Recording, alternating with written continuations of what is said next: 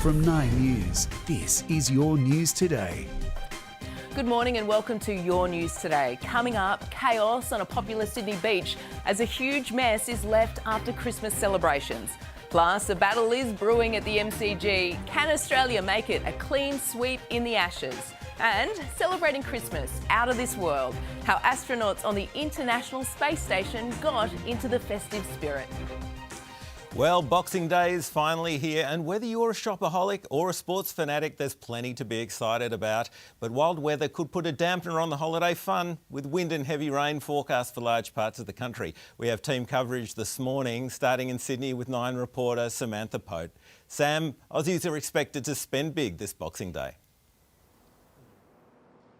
Yes, that's right, Nick. But Pitt Street Mall is still pretty quiet. I'm yet to see an eager shopper here this morning, but that's okay because the doors don't open until 8 a.m. Thousands are expected to go through the cash registers of all the major retailers here, while many more are expected to do the same online as they hunt the biggest bargains. The Australian Retailers Association is forecasting a whopping $1.6 billion to be spent today alone.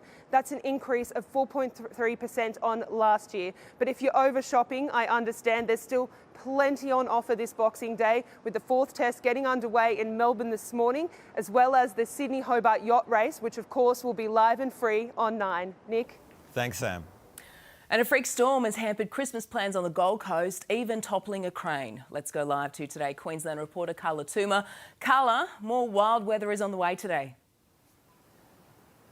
Yes, that's right, Ali. A strong wind warning remains in place this morning, and we've got some more rain forecast as crews continued to clean up after this strong but intense storm ripped through the Gold Coast yesterday. Now, Southport was the worst affected by this powerful microbust. It toppled this crane behind me, tore down trees and also power lines, cutting power to thousands of people here on the coast. Now, police have set up an exclusion zone and remain on site this morning as they work out how they're going to get this crane down. Right next door at the Broadwater Tourist Park, they were evacuated with tents ripped apart, gazebos shredded and even a boat toppled over. Thankfully, no one was injured, but they are saying this morning, Ali, authorities are warning that they want people to steer clear of this area, please. Understood, Carla. Thank you. A big clean-up is underway on one of Sydney's most loved beaches after it became an unofficial backpackers' Christmas party. Thousands of tourists and expats descending on Coogee Beach for celebrations.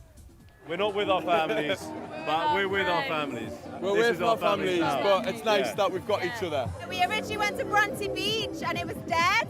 So someone said, come to Coogee, we jumped in a taxi and it's much better here. The event is typically held at Bronte Beach, but was cancelled after public backlash and ongoing construction. Now, less than 2 weeks after Bondi, a firebombing in Melbourne's southeast has left the Jewish community even more on edge. Live now to Today Melbourne reporter Simon Love. Simon, we understand this morning the person responsible is still on the run. Nick, that's right. The police say they've identified a person of interest, but they are yet to make any arrests in this case. It all occurred at 3 a.m. on Christmas morning. The vehicle, which belongs to a well-known and popular rabbi here in the Jewish community in Melbourne's southeast, well, that had a Hanukkah menorah on its roof, and that was set alight. Now, that rabbi, who was in New York with one of his children, is now making arrangements to rush back to be with the remainder of his family who were inside the house and shaken at the time. So, Nick, this has caused widespread condemnation, not just from the Premier, but certainly from Jewish leaders and the Prime Minister. Thank you, Simon. Support is rising for a Commonwealth Royal Commission into the Bondi terror attack. Almost half of those surveyed by 9 newspapers say they back an investigation into anti-Semitism, while 70% want tougher penalties into hate speech. Calls strengthened by the family of a Lindt Cafe siege victim Katrina Dawson's loved ones, saying they're appalled by the government's decision not to pursue an inquiry. Pope Leo has condemned the living conditions of Palestinians in his first Christmas sermon as head of the Catholic Church.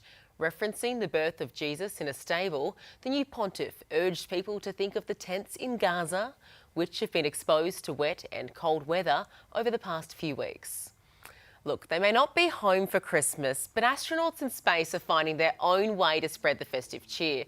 4 astronauts on the International Space Station have sent their Christmas wishes to Earth as they orbit the planet.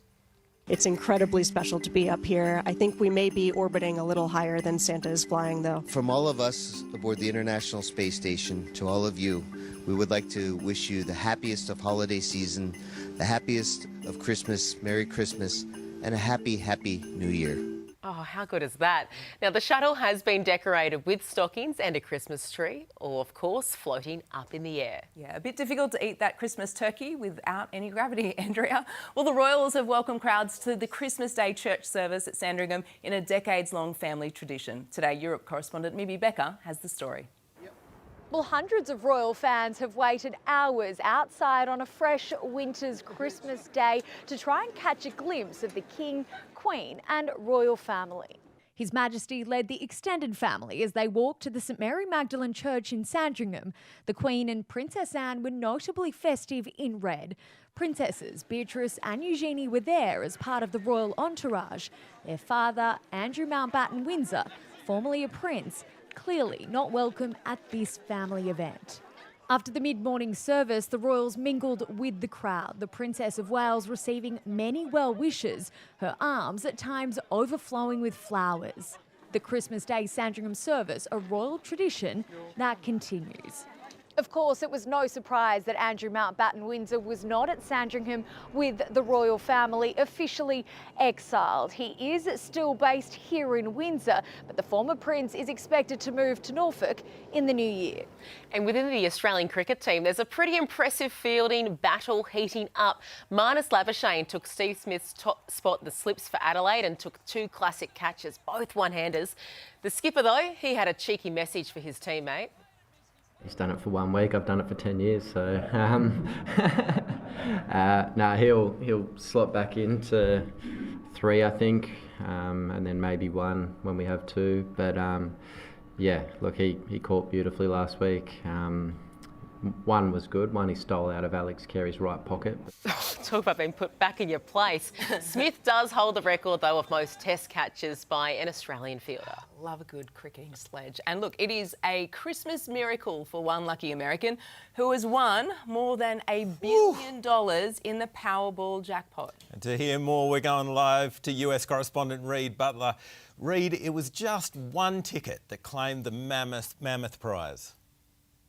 Yeah, exactly. Absolutely amazing. And it's some lucky person in Arkansas, USA, who I am definitely not jealous of, who's managed to win the jackpot. More than 2 billion Australian dollars. It works out to be a lump sum payment of about 1.5 billion Australian dollars, or you can get it paid out over 30 years. Of course, then tax hits. You lose about half of it. Not that I would be complaining at all. But yes, they have managed to win that prize, the second biggest in US history. And I was doing some Googling, and it turns out that you can actually technically win if you're an Australian or a visitor here in the United States. You just have to physically be here to buy the ticket and you are eligible to win. But then I thought, imagine how much the Americans would hate you if you won that jackpot. It would not be good. You'd get out of here pretty quickly.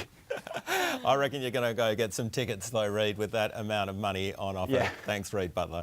Now taking a look at weather across the country today. Widespread rain and showers on the way for Brisbane, Sydney and Perth. Cooler conditions for southern Australia, including Melbourne and Hobart, and the sun is shining this Boxing Day for Adelaide.